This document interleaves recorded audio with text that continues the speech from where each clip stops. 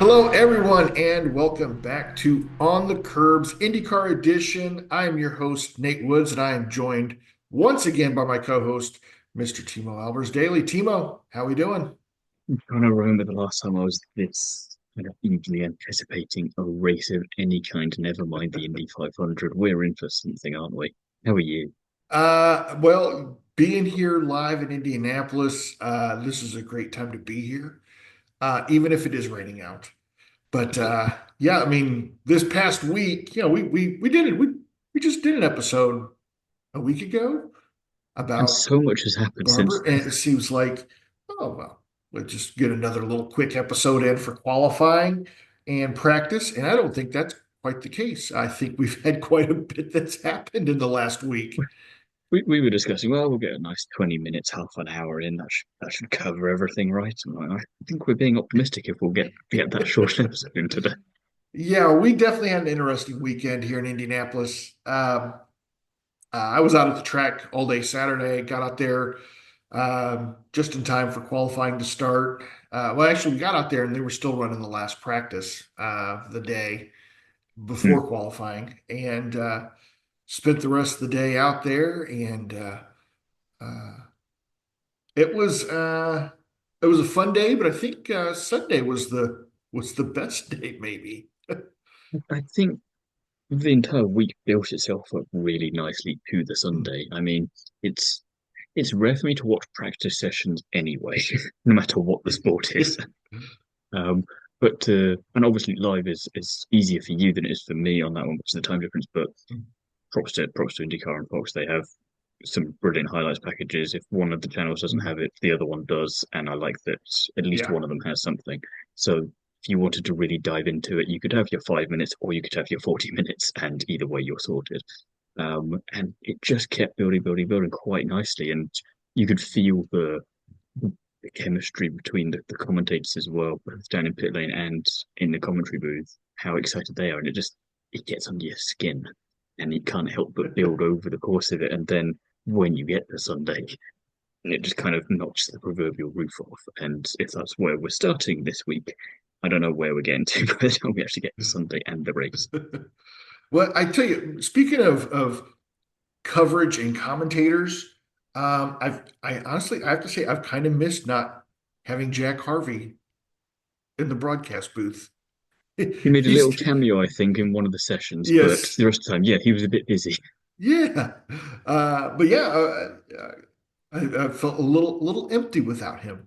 He's been doing I such a think great that's a job. good So thing, isn't it? I mean, it very much showed that the commentary team were having long days. There were definitely some quotes that we'll get to in a little bit when it's about various teams or drivers where it's yeah you're having long days in a commentary booth with only two other human beings. We're going to get some interesting stuff out of you as we go into this, but they gel so nicely, and I quite like that. And there's that nice balance, I think, that isn't always achievable of the professionalism, but it could just be three buddies having a chat about some IndyCar, which I think yeah, is what you want if you're a fan, regardless of what kind of a fan you are, because it gives everyone something. yeah, and I think before we jump into team analysis, I think it stands to be a few stories stand to be talked about Whatever openly. could you mean? So I think number one, we got to talk about Robert Schwartzman. Yeah, we'll start with the Uh, good news. yeah, we'll start with the good news. Did After the performances that PREMA Racing have had this season, and uh, and not being able to really compete, and then for Robert Schwartzman not only to make it into the Fast 12, but then make it into the I Fast mean, Six. we'd have been happy with either of those two. Never mind what he then goes on to Yeah, achieve. It's like Fast 12, right. fair play. Fast 6, Yeah, brilliant. Hold, excuse me. yeah. I mean, Robert Schwartzman went out and laid down an absolute flyer. I mean, he was what 310 or 300th of a mile per hour faster, or Mm. 3/10 of a mile per hour faster than Takuma Sato in second place. I mean, we're talking about a driver who is currently 24th out of 27 full-time drivers. And He's uh, a rookie on his first oval debut. Yes. Yeah. Never driven on oval before and goes out and shows everybody how it's done. I'd And almost retire after that. I yeah. just think, well, there's no way I can beat this. And what they say, this is the first time that a rookie has won the pole at Indianapolis Hmm. since what 1983, I think. Yeah. I was 2 years old when Teo Fabi did this same thing, and I tried going back through my records that I had available, trying to see when the last time a rookie driver and rookie team first sat on the pole. Yes. And Yes. the best answer I could come up with was 1911, only because there hadn't been a Yes, I was race going in to say, well, as Will Power did say commentary, I could have gone about on about 1911, but technically everyone was a rookie back then. it. Yeah. So I'm sure that maybe there's a listener out there that has that exact information. If But if it exists. if it exists, yeah, that's right. And so, yeah, with Robert Schwartzman, just unbelievable drive for him. I think that's a really cool story to follow. And I mean, Indianapolis just always has a knack for creating amazing storylines. I mean, And we were coming through the practice sessions going, well, we've got so many interesting things already to talk about. You look at the one-shot drivers, you look at kind of Team Penske in more of a way now, though, than it was even last week. And right. now you add Robert Schwartzman as a rookie with PREMA in there, and you go, I don't know what to do with any of this because the race is going to have to either follow in the path it's been going in, or it's going to have to pivot so hard in a different direction just to keep us all on our toes. But either way, it's going to be really interesting to see how this all develops because I don't know where anyone's going to look, quite frankly. Yeah. Quite glad it's an oval because at least you can kind of see everything in one big picture if you want to zoom out just enough. Yeah. I'm just looking through practice timing and uh yeah, I mean, Robert Schwartzman didn't crack the top 20 in the speed charts until practice five last week. Well, apparently Um, they were prioritizing quali runs. I mean, in day one, Kevin Lee was saying that if there was a team that needed the most practice and to make the most use of it, it would be PREMA. And yeah, well, they did.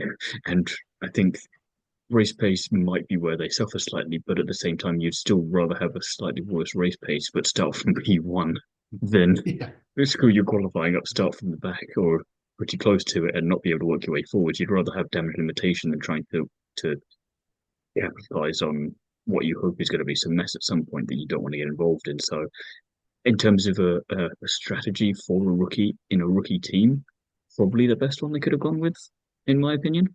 yeah, yeah. And it another storyline that Drama. I guess tidbit that I would put out Ah, there okay. is that there are in the top three in the first three rows, so nine starting spots, there are eight nationalities represented. Well, that's just a nice little fun fact. That's good. Yeah. I can't remember a more diverse field than that. Well, again, I'm just thinking of And the top three alone, never mind the rest of them. I'm going, yeah, you've got quite a mix in that row itself, never mind the rest of them.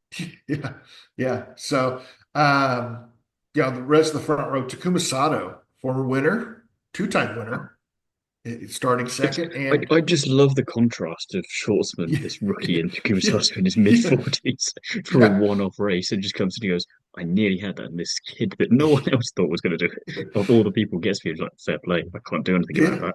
yeah, got to have that. And then Pat O'Ward, I think, this is Pat O'Ward's a driver that's been knocking on the door at Indy for several years now, and Yeah, so start with much some so that clean when air. Fox were advertising for the season Yeah, prior to it starting, seemed to take the mick out of him for the lack of milk that he's been drinking at the Indy right.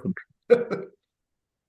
But yeah, it's just that's again, I don't think you'd have predicted any of those three to be on the front row. I mean, nothing against any of them, but it's you wouldn't have predicted it, and definitely not in that order if you had.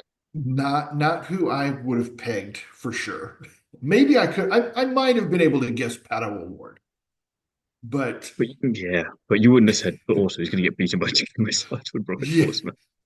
Yeah, and we're going to take a Graham Rahal's backup car and we're going to give it to Takuma Sato, one of the oldest drivers in the field, and he's going to put it on the front row. And So whatever his fitness and health regime is, I want to know. that's right. Maybe a skincare routine or something. Maybe that's it. I don't know. Um, Obviously, another story that we need to talk about before jumping into team analysis, and I think maybe this will be a good A good segue into segue, team kind of. analysis. Let's talk about Team Penske and the issues that they had. Where to start? I mean, I know we've made comparisons to last year throughout the start of the season because of the performance. Yeah, We didn't think it would then mirror last season in quite the same way, right. especially at what was one of the biggest races in motorsport. And it's one of those things. I wouldn't have bet a nickel on it happening once, so it's weird that it's happened twice, and I now have Yeah. two nickels. Well, so Joseph Newgarden and Will Power both had made it into the Fast 12, Hmm. and uh, they were, was it Newgarden was going through pre-qualifying tech line, and they found something with the car that they didn't necessarily like, and so they went out. Will Power's car was already out on the pit lane, ready to go, and they went and checked his car as well, and also found the same issue. Um, I've I have um, Feelings. mixed feelings about the penalty, what the penalty's for, the penalty that was levied. So, and I don't know how much information you've gotten overseas about this, but we've gotten some I pretty know about in-depth the analysis here on it. so I know about the part of the car that came into question, obviously caused all of this. I know obviously that they've been stuck essentially to the back of the pack, which was great fun when I was making up the Google Doc to put in all the qualifying positions because obviously I had to shuffle a lot of people up a couple of positions now because of them starting like, oh Christ, I need to read this and right, where are you actually starting because it's not there. And then obviously the race strategists have been banned for this Mhm. event. 100K fine for each car. And obviously, any qualifying points have been taken away. And obviously, as mentioned, the positions that they were in have been stripped, so they have to start from the back. Um, in terms of the amount of advantage that they could have gained from the modification, let's say, I'm not as well versed in that. Maybe that is where you'll come in, but I'm I'm not sure if I'm sure if it's a good or bad penalty, if it's fair or not harsh enough just yet. I think it's at the very least a good start, but I'll see how much of a good or a bad thing it is from what you've got to say, and then I can always change my opinion accordingly. Yeah. So what it was on the rear of the cars we have an attenuator, which is kind of like a bumper, we'll call it, for an Indy car. It's to help lessen the blow in the event of a rear end collision or a back end collision. Um, Penske had on Willpower and Joseph Newgarden's cars had applied some sort of epoxy or a sealer to it where it actually attaches to the rear wing assembly to help guide air over the joint. A lot of, obviously right around the back end of those cars, there's a ton of air turbulence that gets created as air flows over the entire car. This is your last chance, essentially, to try to eliminate some of that buffering that will happen around joints. Um, the rules are somewhat cagey about what you can do and what you can't do. Grey areas. There's a lot of gray area, and Is this that's one where of my these hangup is. written of the rules and spirit of the laws kind of situations? Correct. Yeah.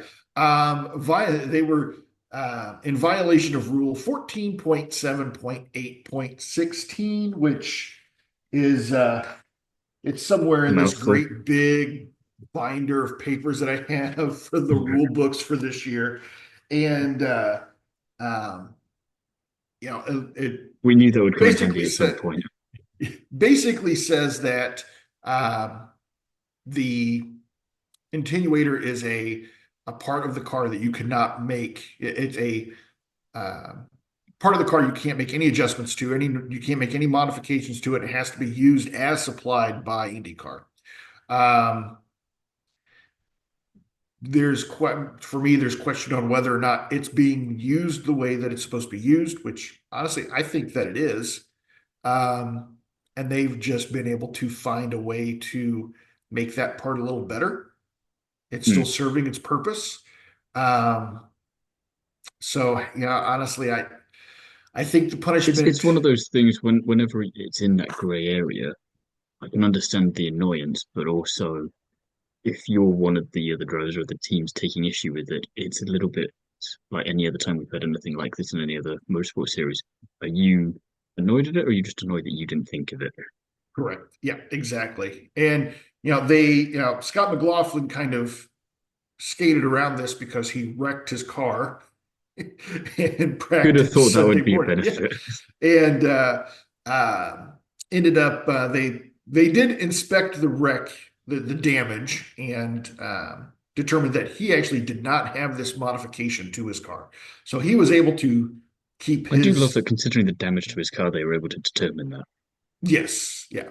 But there was a lot of speculation here in Indianapolis yesterday um, that Joseph Newgarden's car that's from last year, his winning car from last year, that's on display in the museum, Mm. has this exact same modification to it.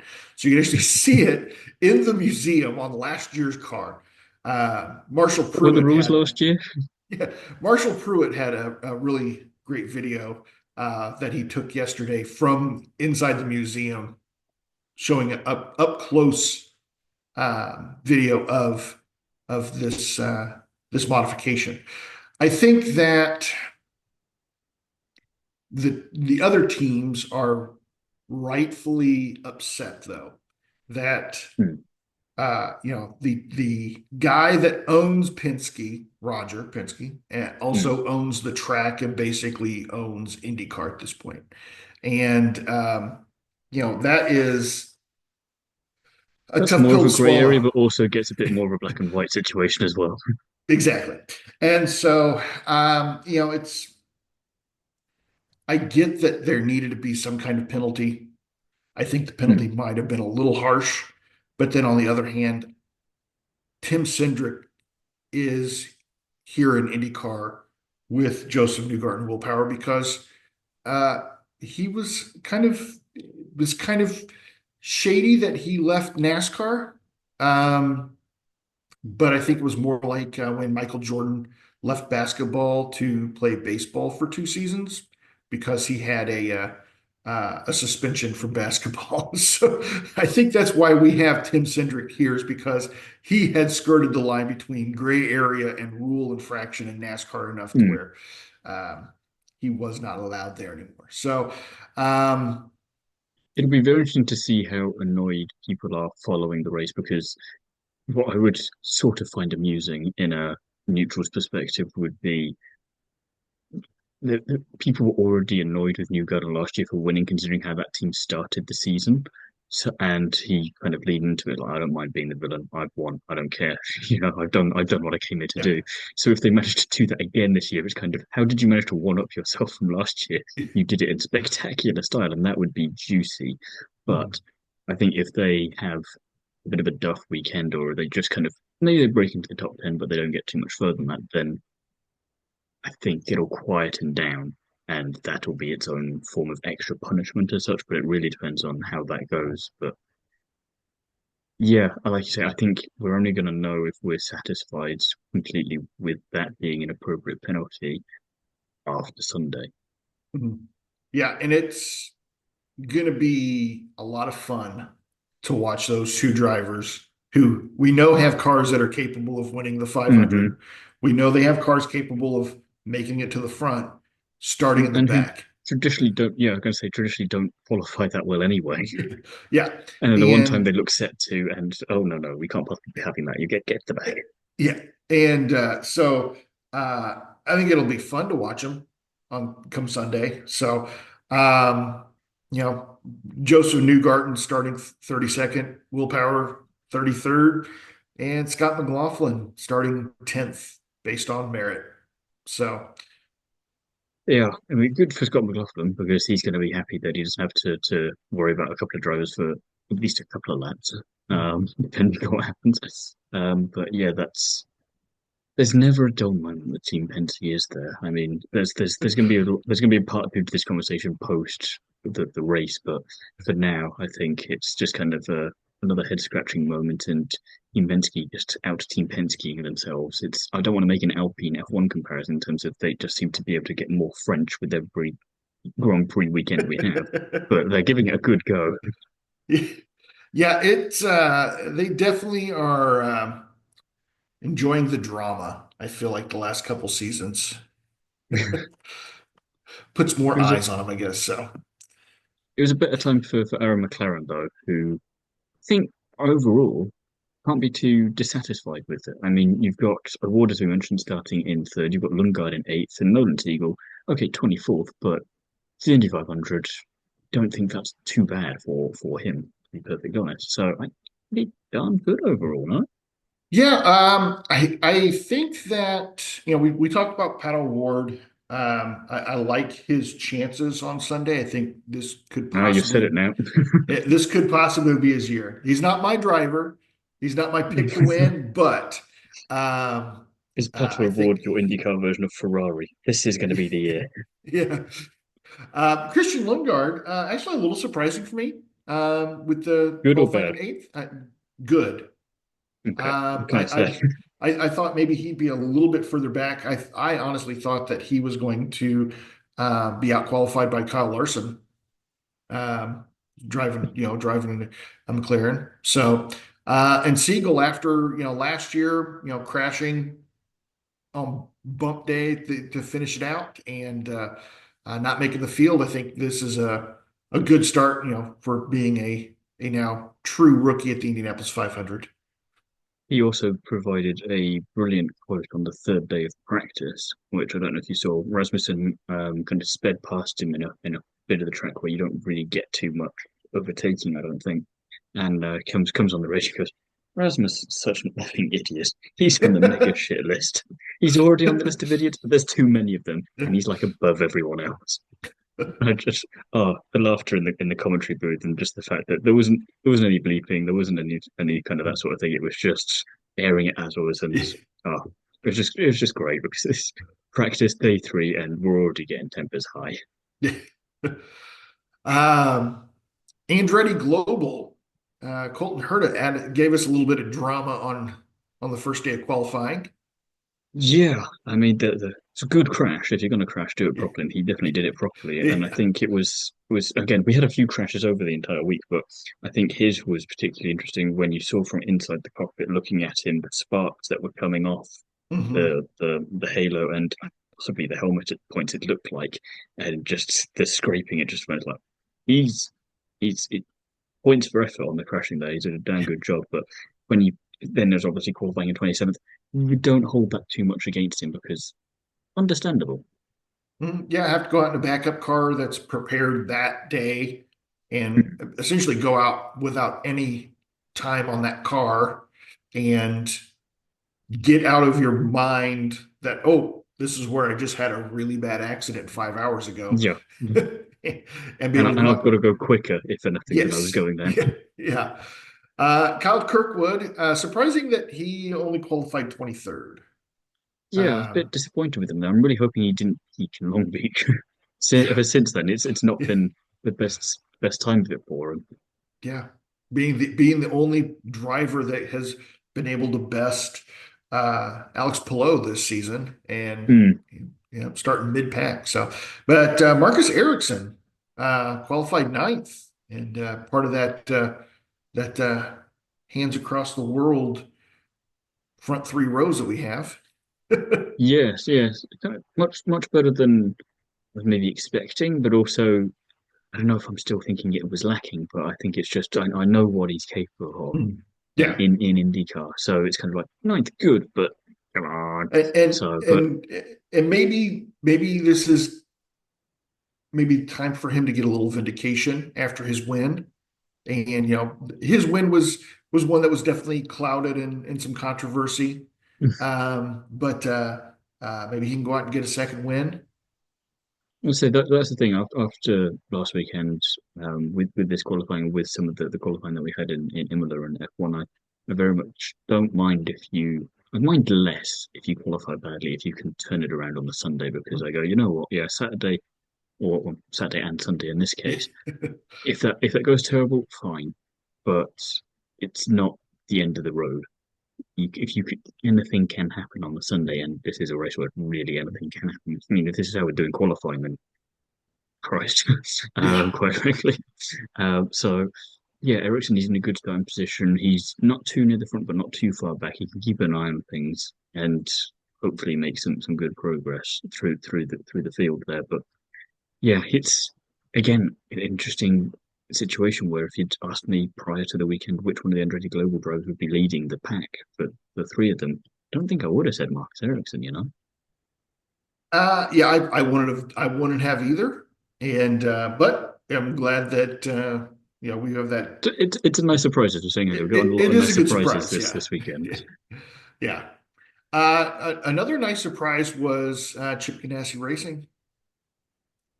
For which I have some fun facts for you because Okay. on the first day of practice they were talking about Alex Palou and how we shouldn't give up hope yet that it's all wrapped up already this season with him running away with it because the last five IndyCar champions that weren't Palou won at most four races in their championship season. Already an interesting time. Drivers that won four or more races in a season but then didn't win the championship, there's a few of those. There's Helio Castroneves in 2006, Dix in 2007, Power in 2016, and Yuga in 2020. So even if he does keep this up, it's not over yet. It's not And over if you're yet. thinking, if there's five wins, and does that mean he's going to win? Not necessarily. Tony Kanaan 2007, Dix in 2009, Power in 2010, and Yuga in 2022. And if, like Will Buxton, you're thinking, but surely there can't be someone who got six wins and didn't win the championship. Well, Will Power in 2011. So it's not over just yet. We've got a few more races that he can win before we've got to really start worrying. Very well. That was very interesting. That was some deep dives right there for you. I'm glad that the IndyCar commentators did the homework for me because I was not going to do that. Well, yeah, speaking of Alex Palou, starting sixth outside of row two, ended up having the fastest speed in practice yesterday. All 33 Yes, cars were out on track for our 2 hour it's such a practice great session, sight. and there you go. I mean, he's ready to go. He's race ready. He's also the only champion and only three-time champion to have never won an oval. So Yeah, we're also not guaranteed anything for Sunday. this Just is before, I true mean, too. Yes, this is where he goes and ruins all of this for us. But yeah. We as it did. stands I right think now, we did mention that in the last episode that he, his 15 wins, all of them have come on street and road courses, mhm, zero ovals. So, Scott Dixon, starting the same row, he's actually starting fourth inside of row two. he qualified well. Yeah, yeah. We're not used to Kind of saying that. surprising. Yeah, I was. That was another little bit of a surprise for me. But then also Kevin Simpson qualifying 13th, just missed out on the Yeah. Fast 12 shootout. So Which, um, considering the little blip, let's say, he had on Fast Friday, yeah, is not too bad a way to recover. I think he's like we talked about a good bit this season already. He's someone who's obviously in a bit of a shadow when it comes to his teammates. So right. nice to get near things all these season. And again, it's a little bit of a shame he did crash on the Friday because he'd have been wondering, ooh, what could he have done if the car had been, you know, still in one piece and Yeah, the original article, as it were. So, but I think quite he, happy he's with a quite happy driver with him. that I have him pegged as someone that's gonna run in the top 10 most of the day. I think he has shown a lot this week and on Saturday, and I just think that he's going to be one of those drivers. Unfortunately for him, I would say though that row five, six, seven is kind of the danger zone on lap one. So If that's messy territory. if something happens up towards the front or mid pack, those are the cars that 5, 6, and 7 row I was are thinking those. this a bit yesterday when looking at the practice session from yesterday. There were points around the circuit where I thought, if one of you mucks up here, that could be a hell of a Yeah, domino effect, and that's not good. yeah. So he'll be a fun. I think he'll be a fun one to watch and keep an eye on come Sunday. Yeah, Um, definitely. Another team and drivers that I think will be fun to watch is Andretti or Andretti AJ Foyt Mhm. Racing with Santino Ferrucci and Dave Lucas. These are both drivers. At the beginning of the season, I myself, I know for sure, was very high on this team. I was excited to see what they could do, Coming and together. now I think we're getting to the point in the season we're going to start piling some ovals into the schedule, and that's where we're going to see these two drivers start to excel. It Um, was interesting with Ferrucci though, because he was very unhappy with the car earlier in the week and mhm. feels as if they made no progress at all in the first 2 days of practice. Then got a bit frustrated in the car itself and got a drive-through penalty for overtaking Di Francesco essentially in pit lane. That wasn't quite in pit lane, but still the offshoot of it. Um, so 15th, I don't know if that's the best he could have done. But I mean, you look at Malukas on the other side of it, and he's another one of these good news stories and these pleasant surprises, and just somehow gets it up there in P7. And again, it's you must be in kind of in two minds if you're him going seventh, excellent, damn, so close to that top six. That's right.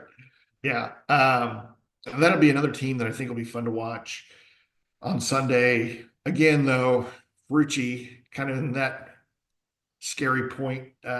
He's what Yeah, outside of row five. So, if he's um, not the cause, he could be a casualty. yes, yeah. But yeah, I mean, both of them looked good. They ran 14th and 15th in practice yesterday. So, should be a fun one to watch. A team that was very surprising for me was Juncos Hollinger with Connor Daly and Stingray Robb. I thought again, I'm struggling to read your face for all of this, but I think pretty decent from Yeah, where I'm sitting anyway for them. Because again, Connor Daly, oh, so close to. It's frustrating because he's obviously starting from 11th now, but he was also close to the 12th, the top 12 when they right. were going through the normal process of it, and he just missed out at the time. And you go, oh, what if? And the commentators, they were really going for it. Like, come on, kid, come on, let's do this, Yeah, and just didn't he quite manage it. obviously a hometown boy here in Indianapolis, and definitely has a lot of fans here. And when he every time he'd go out on track or they'd interview him, he always seemed to get the biggest ovation from the crowd. Which, yeah, So, fully understandable yeah. considering. And it's an oval. He's gonna do well, and he proved it straight at the box. I mean, obviously, it's the first oval we've had for a while, and the first one we've had this season, so not too shabby. Yeah, Stingray Rob qualifying 17th. That's a driver that I would not have expected to be starting that far up towards the front, mid pack. Mm. And yeah, I mean, great qualifying effort for him for sure. And that'll, we'll see. Again, that's where's that middle of row six? Not the most ideal So starting position either. So not the worst idea, but maybe just far back enough from any danger yeah, to avoid it. You avoid can it. see Yeah, it a little bit further away from when it's happening, so you've got more time to react, hopefully. If anything, I love how we're just assuming something's going to happen. It's going to be the yeah. cleanest start in Indy 500 history, but yeah, he's maybe got a couple of extra seconds to judge something, to just nip out the way. Meyer Shank Racing. That's kind of a tale of two drivers. One that's had a great month so far, and one that's probably had one that he maybe wants to forget before he even starts. Yeah, I mean, Marcus Armstrong crashing on practice day 5, and interestingly, a lot of the crashes that we've seen have been different kinds of big. I mean, some of them you see the start of the crash and then you see the end of it and the damage, and you go, "Oh, that doesn't look as bad. It looks worse." Well, it doesn't even look that bad. It was just the actual motion of the crash itself that looked bad. You look at Kevin Simpson, for example, it looked bad, and then you look at the car and Right. go, oh, that's surprisingly intact, and he seems Yeah. fine. Whereas Marcus Armstrong, it was the first time I think I'd seen where they went to check on how he was doing in the medical centre, and the doctor actually came and went, he's walking around, he's fine. I was Yeah. like, okay, he's maybe not as fine just yet, though, because Yeah. you've come out and not him. So, but good to see that he got back out there, but obviously a little bit like Colton Herta and Fuhrer was compromised quite heavily then in qualifying. Whereas on the hand, Felix Rosenquist, where the hell did that come from? Yeah, right. Yeah, he's another driver that I think has had some good success in Indianapolis. Starting in the middle of row two in the fifth spot. I think that's going to be another kind of maybe underdog story to watch on Sunday. Um, Quite a nice positioning in fifth as well. There's I don't think nothing to lose by going for it, but there is also somewhat nothing to lose by going for it because he's had an okay season so far, but again, from what we know he's capable of, why wouldn't you just sod it? Let's see if I can get an Indy 500 win. This is the race where you right. do kind of say that and go for it, don't you? Yeah. So, The um, interesting fact I had on that one actually was that obviously they had to piece together Armstrong's car just a little bit after the whoopsie daisy he had. There was a team member that got a shout out on the practice coverage on day six. I think his name was Kevin Weimer. He was up until 5 a.m. by himself putting the wrap back onto his car. And the amusing commentary comment that came after that was I can't remember which way around it was, which commentator said it, but one of them said he once spent 30 minutes putting stickers onto his race car, and he was absolutely exhausted, so he has no idea how he managed to do it for the entire night. At which point, one of the other commentators said that the reason he did that with the stickers onto his racing car was because he liked the smell of adhesive, and was told that, well, you're not entirely inaccurate about that. It was a that's nice pretty little good. bit of back and forth with the commentary that you don't always get. I think practice sessions, that's where you get the real gems from commentary guys. That's right. Yeah. Yeah, I like that. Uh, Rahal Letterman Lanigan Racing. I think this is kind of back to normal for them after Yeah, what we saw crash last back week. down to earth. Yeah, yeah. Well, obviously, Takuma Sato, who was Well, yeah, driving in a backup car for this team, essentially qualifying that's second. that's got to hurt a bit though, hasn't it? He's there for one off race. He's in his mid 40s. He drives in the backup car and he out qualifies all of you by a country mile. And Yes. nothing against Di Francesco, but he's the next highest driver up for them in 16th, and you just go, how were you almost beating Alex Palou a week ago? Yeah. What happened here? Yeah. And you know, Ray Hall qualified 28th, which He's I, touch and go for a I'm bit there. I'm glad that he did not have to endure bump day again Mm. for how many But years he's done that. he came close though. Yeah. But Louis Foster qualifying 20th. I actually think that's a actually pretty good effort for him. Yeah, true. I mean, I keep forgetting he is new because I think that's the problem whenever I've seen them in the junior category. I'm so used to Right. seeing them around, I forget that it's still their first season in this series. Yes. Um, so yeah, not too shabby, but yeah, I think just not helped by their performance last week. That you go, hey, oh, never mind. But also, by normal standards, pretty good. So it's this weird Yeah. yo-yoing we're doing with them constantly. And that's another team that I think likes the drama, but without cheating. Um, and Carpenter Racing, pretty decent, I would say. You got Alexander Rossi qualifying 12th outside of row four, and Christian Rasmussen qualifying Yeah, 18th. Rosen with a little crash yesterday, not too dramatic in that Yeah. sense, but you'd rather do it yesterday than on Sunday.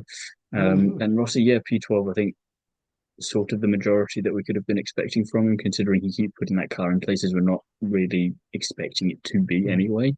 Yeah. Um, whether or not he can do anything with that on Sunday, obviously it's a much longer um, deal for him to pull off on that occasion. But again, it's a little bit like Schwartzman on pole. we're not really expecting you to stay there as much as we'd like that. Yeah. And to see that it's kind of okay, that's where you're starting, where you're going to finish. It's probably going to be a bit further down, but with Rossi, you might get a couple spots there. You might break into that top 10, depends on what drivers like the Penske's can do, and a few others. You've got the wildcard drivers, as we'll get to as well, where they've got no reason not to just go for it, and there's enough of them to make things very interesting. So I think if Rossi can navigate between them, he'll do all right, but I don't think it's there's too many places for him to gain if we're being realistic about it. Again, I'm saying all of this and it will all go immediately out the window, turn one, lap one, but for now, Yeah. We can talk about the start of the race here in just a minute. I think that there's some things to talk about there for sure. Dayle Coyne Racing. If there's one hard luck team, I think so far for the month, this would be it. and oh, I wish they hadn't been able to give us such a perfect pun because it's so Yeah. heartbreakingly brutal, but at the same time, it's hilarious. Especially as Warburton immediately went for it on the commentary, just by going, Jacob wasn't able. And you go, oh, brutal, but also accurate. Um, yeah, that's just how it goes sometimes. I feel like it's especially harsh when it's only one driver that can't make it in. You go, couldn't you have two spots that couldn't make it in just so he's not totally by himself there? It feels extra harsh when it's just that one, but that's the way it goes. And VK, yeah, very tough. I mean, I think prior to this year, correct me if I'm wrong, but he's qualified in the top seven every time for the Indy 500. Um, so for him to be then really on the bubble was Yeah. not what he was going for. And yeah, he was watching watching Abel go around and going, I'm kind of damned either way here because I'm relying on my teammate to do terribly for me to get into this race. And I, you're obviously happy, but you're so conflicted about that when it does happen. Then. Yeah, and I think, in the past, speaking of Jacob Abel missing the field, the one driver that didn't make the field. In the past, there has been precedents set for having more than 33 drivers in the field Mhm. due to extenuating circumstances. And Is one of those part of going, me says please? that part of me wants to say, okay, this may be one of those extenuating circumstances where allowing a 34th car may be warranted. Now, I don't know the status of the team. I mean, the team's here in Indianapolis, so they didn't have to go far. And if, Doug Bull says, hey, because of what's happened with Penske and I was Joseph going to say, Newgarden and yeah, Will Power, you know, let's go ahead and add this car back in. The car's still ready to go, obviously. Not saying that, hmm. if he was to be starting 32nd with Power and Newgarden starting behind him, that he's still going to be able to work his way up the field with those two. But That's where you just hang onto their coattails and ride that as long as you can. yeah, there's a small amount of drafting that can happen in IndyCar, right? Like NASCAR. Yeah, yeah. Why We talk not? about toe and no toe speed, um, so yeah, I think if we're going to hear something about that, it will be today. We didn't hear about it yesterday. I've heard grumblings Probably from be about other. 5 minutes after we finish recording, I'm as sure as that'll the be something usual rules are. that's, it usually happens. Yeah. So, but yeah, I mean, I think it'd be just if we let Jacob in, but I don't think anyone would complain. I don't think so either. And then, last but not least, as far as teams go, PREMA. And Uh, we've talked extensively about Robert Schwartzman already. Callum Ilott qualifying 21st, which is kind of which where ordinarily would be fine. that's You where I know, expected both drivers to be. And so, I mean, talk about it's kind of Kiffin Simpson is usually the one that we mentioned in this regard, and then he goes, Lamont goes, "Oh, you ain't seen nothing yet. Look yeah, what's just happened to me, mate." Yeah, oh, rough day. yeah, But yeah, 21st, perfectly respectable. We'd been happy with that for both of them. Going, well, get more experience. Da da da da da. there you go. And then Schwartzman, as you said, takes it into pole position, and everyone goes nuts, which is the appropriate response. Yeah, yeah. I think and you mentioned it, kind of alluded to it earlier. We're not necessarily expecting Robert Schwartzman to stay up front for a good long It's part of the it, race, but it's an extreme example of Ferrucci last year in Portland. It's kind of nice that you got pole position. You aren't winning this, but nice that you yeah, stuck it up there. yeah, right. Um, but then we also have a lot of the 500 only drivers. We talked about Takuma Sato qualifying second, which is So I love that. I think he's pretty much the best of the rest, we'll say. Very um, much so. Marco Andretti Autosports, obviously, or Andretti Global, um, qualifying 29th. He barely kept himself out of the well, he was part of the drama, the Lundley Yes. Yeah. uh, uh, bump day drama, and made his way up in the middle of row 10 based on penalties. So, Jack Harvey, who we mentioned earlier, kind of missing him in the broadcast booth, qualifying 26th. I don't think it's Um, too shabby considering he's not, raced at all this season, and he's kind of just got it's one thing if you're the one-off drivers of the other ilks that we talk about because you can. There was an interesting debate on the first practice day about training, and obviously, if you're a full-time driver, you can't really train purely for this race, but if you're a one-off driver, you can, and there's an interesting way of going about that. Harvey he's maybe been doing that, but obviously he's had all these other commitments that he's been doing, so he's maybe not been able to do as much of that as he would like. So to see him stick it in 26th, it's not too shabby. I think yeah, it's nice, and there is a real opportunity for him again here to impress and kind of follow what David Letterman was saying last weekend and go. Be nice to see you back in the race seat properly full time. yeah, So it'd be a yeah. good His audition. Yeah, teammate Ryan Hunter-Ray, qualifying 25th, so they're gonna be starting next to each other. Former Hmm. race winner, and so it'll be cool to see what those two drivers can do. Maybe work together a little bit. Kyle Larson, with McLaren, just Q19, which to me is disappointing, and I'm sure it's disappointing for him as well. After last season or last year, at the 500, qualifying in the Fast Six and True. doing running a great race and um kind of have unfortunate uh pit incident last year that kind of took him out of the running, but he's gonna have to work for it this year. I'm kind of looking forward to that though because it'd be. I think that's the thing because obviously he came in last year and did really well with that qualifying, as you say. But I never like it when it's and obviously it didn't work out for him in the race. But if it comes across as being too easy for them, so I'm quite looking forward to it being a case of he has to work for it a bit more this time. It's not kind of okay. You only got a few spots to make up in theory to be able to lord it over everyone. And look, if you can get into a top five or a podium position from 19th as a one-shot driver who also does NASCAR the rest of the time, that then makes the bragging rights and the satisfaction that bit extra as well. And I think makes for a better narrative than just being able to walk in as he did last year and just kind of stick it up there. So I'm, I understand the disappointment, but I'm glad of it because it sets up a potentially more exciting storyline. Now there is a sub storyline with this driver, uh being that he's trying to run the double.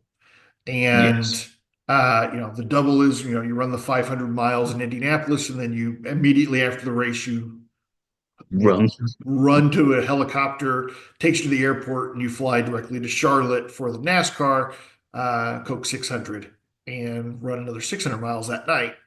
Um, and last year, obviously a good amount of controversy when the 500 started 4 hours late and Yes. Kyle Larson stuck behind and uh, skipped the NASCAR race.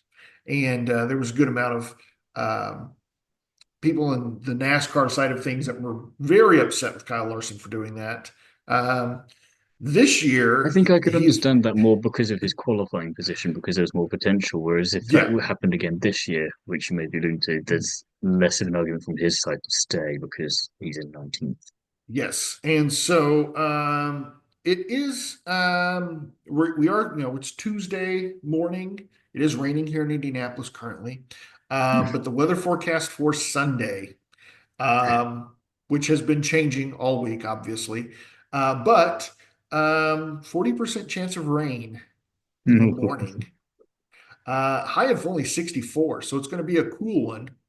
And that's going to make it hard to dry a track when it's partly cloudy and it's cool. So Yeah, um, we will see. He is under contract to miss the 500 and has to run the Coke 600. I'd So love to know what the financial penalty for that would be if he breaks it. yeah, yeah. I mean, he's what leading is. I believe he's leading the points right now in I NASCAR. think so. And He's so, been pretty good he's lately. been, He's been on a good yeah, run. yeah. So I think that that'll be a game day call, and of course, Aaron McLaren has probably the greatest backup driver available for him, I would say. So I think it'll be in good hands if he doesn't end up getting to stick around. So, but then finally, Ed Carpenter qualified 14th. Yeah, yeah, which I kind of forgot about Ed Carpenter, to be perfectly honest. But then saw him up in 14. Oh yeah, you're also here.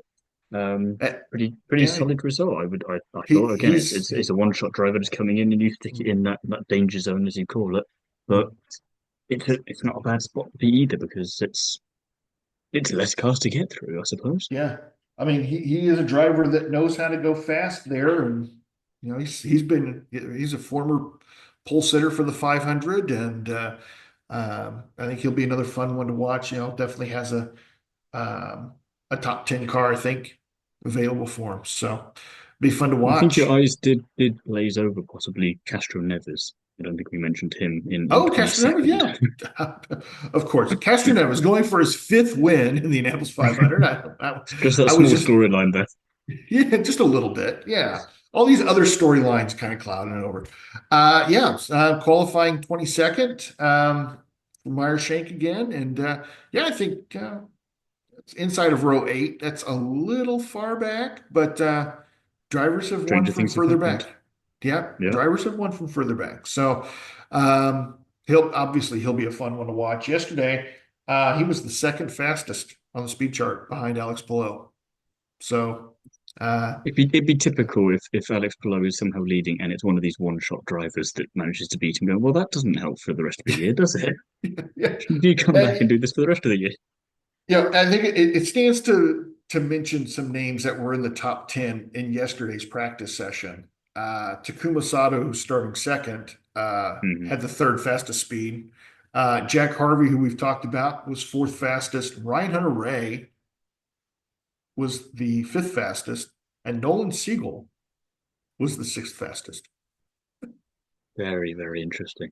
Yeah, and this is where they're trimming cars for in race Mm. trim in this practice specifically. I was going to say So there's not much time left to get all that sorted, so the, they're having to get serious now.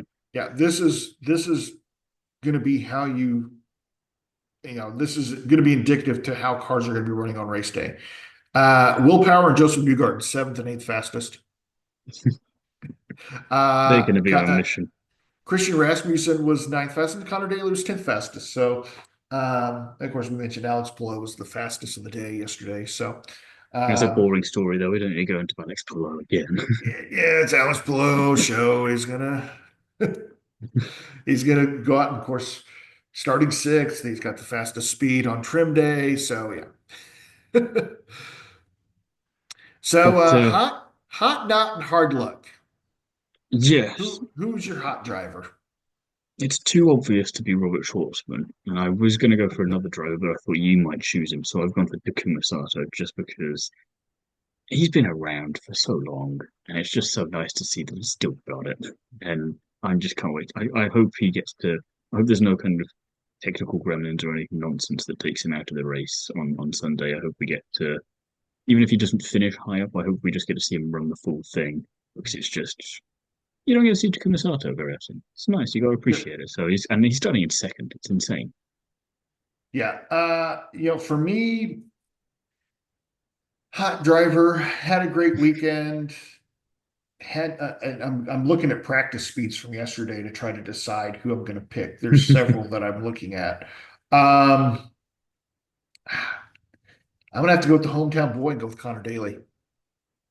You know, Fair enough. yep. He missed out on the fast 12, but through penalties made his way up into the middle of row four. Um, had the 10th quickest speed yesterday. Juncos Hollinger, that is a team that they have very little to lose. They've had, Hmm. they've been punching above their weight class this season, I feel like. And, that looking at the lineup, that would be the first team that I would say, okay, they're going to try something crazy on race day when it comes to strategy. That's going to, And they have the drivers for it. they've got the drivers for it. They got the speed for it.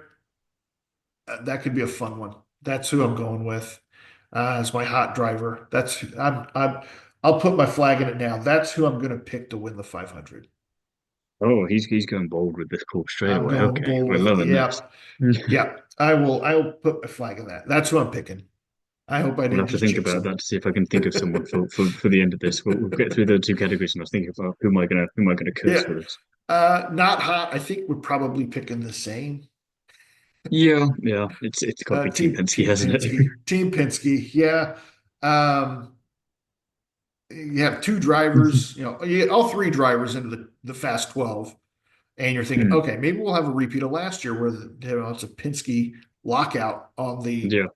on the front row, and then two cars don't go out and qualify. And there was some speculation going on during the broadcast, like, oh, what's going on? They're not going to send the cars out to qualify, so it's just going to be a fourth row lockout for Penske. Hmm. And then it Hmm. comes out, it's like, no, it's going to It's be gonna a it's near, gonna be a semi back row lockout. yeah, that's what I was going to say. It's a near lockout of the last row for Team Penske. Um, Again, though, I think Joseph Newgarden and Will Power obviously fast. This is going to be a fun storyline to watch. Nobody has Hmm. won the race from that far back, but this could very well be But if there were two drivers that could, exactly. And there's going to be a ton of drama that's going to happen, I yes, think. So, yes, it's um, gonna be fireworks one way or the other. yeah, and yeah, hard luck. Jacob Abel, I think is you have him down on the notes. I have him down on the notes.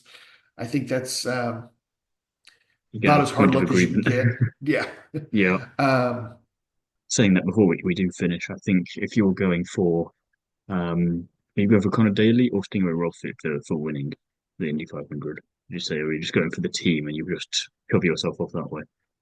I'm going to go with Connor Daly. Okay, I'm thinking I might Yeah. go with Scott Dixon just Scott because Dixon. It's a it's good been a one. minute. But yeah. Do you feel like the track owes him something? The sport. The sport owes him He's something. been getting closer a while, but he's not.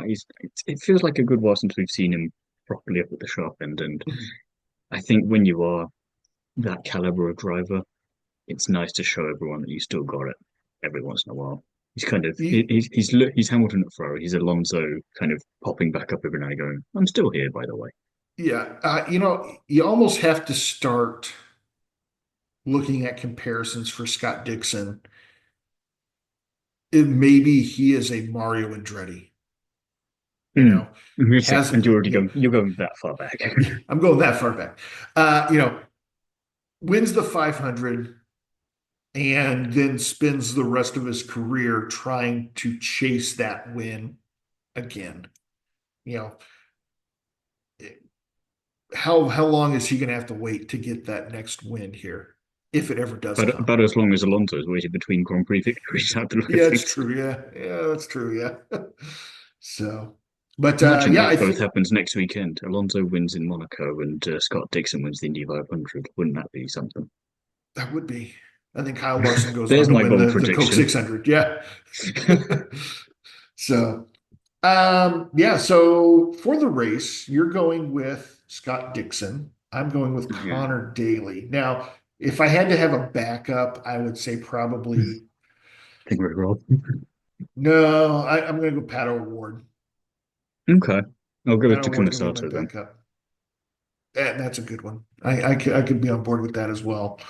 Hmm. Um, we spent a lot of time this season talking about how many green flag laps we had.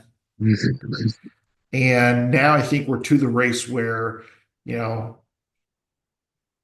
I think this is going to be a long race with a lot of yellows. So your homework for next week is to find out what's been the most caution-filled Indy 500 in history and see if we can beat it. I can get you that information pretty easily, yes, and we'll see if we can beat that. Now, I know we've got some, now it might be, this is a return to normal, like what we're used to this season with the other five Hmm. races, where we get, zero caution flags or one caution flag, and we have a spectacularly fast race. Um, Don't or see it. or we have a shit show like we had a couple years ago with Marcus Ericsson's win to Yes, yeah. 2022, and red flag after red flag to end the race, and that wasn't Get the enjoyable. brooms out Nobody wants again, to see that. guys. So yeah, yeah.